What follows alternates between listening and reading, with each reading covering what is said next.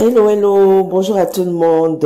Alors aujourd'hui nous sommes jeudi et comme promis la semaine dernière, j'avais décidé de vous parler de plus en plus de ce qu'est le coaching pour que vous puissiez en savoir un peu plus et surtout comprendre véritablement ce que c'est. Malheureusement aujourd'hui, le coaching est un thème qui est un peu galvaudé, malheureusement. Tout le monde est coach, tout le monde se proclame coach sans vraiment connaître en fait les fondements du coaching, sans vraiment connaître les compétences d'un coach, sans vraiment comprendre tout ce que, on va dire, ce métier-là revêt comme spécificité. Alors aujourd'hui, on va tout simplement commencer par les origines du coaching.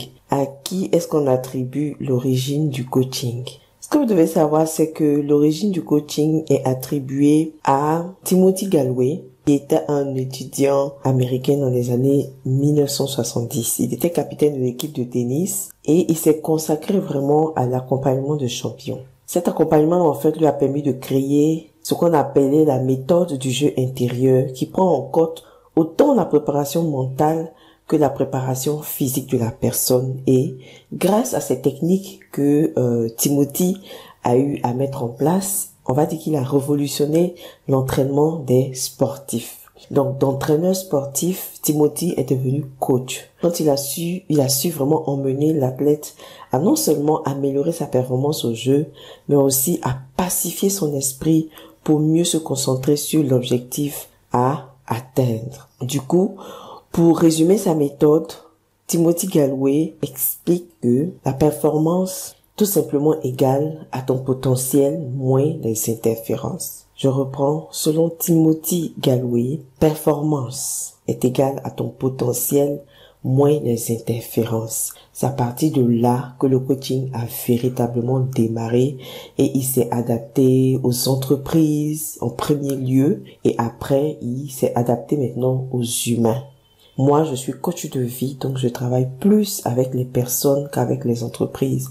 On aura le temps de revenir sur les différents types de coaching. Quand Timothy dit que performance est égale à potentiel moins interférence, ça veut dire que on a tous le potentiel de réussir. Mais ce qui nous empêche de réussir, c'est tout simplement ce qu'il a appelé des interférences. Et les interférences, ça peut être quoi? Des pensées.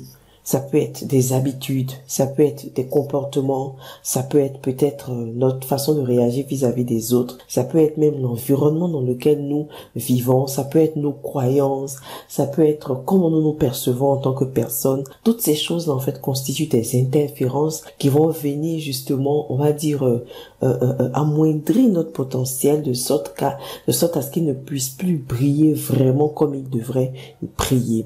Donc aujourd'hui, on va simplement parler de l'origine du coaching. Sachez que ça vient de Timothy Gallwey, qui était un étudiant de Harvard et qui était aussi entraîneur de l'équipe de tennis. Et il a sorti, on va dire, des techniques pour justement aider ses coéquipiers à non seulement développer, on va dire, leur potentiel externe, mais aussi à développer leur potentiel interne. Du coup, pour résumer sa méthode, Timothy Gallwey dit que la performance est tout simplement égale à ton potentiel moins les interférences. Alors, ce que j'ai envie de te poser comme question ce matin, c'est qu'est-ce que tu penses être une interférence dans ta vie qui t'empêche aujourd'hui d'atteindre ton potentiel à son plein niveau? Quelles sont tes interférences? J'ai hâte de lire tes commentaires. À très bientôt.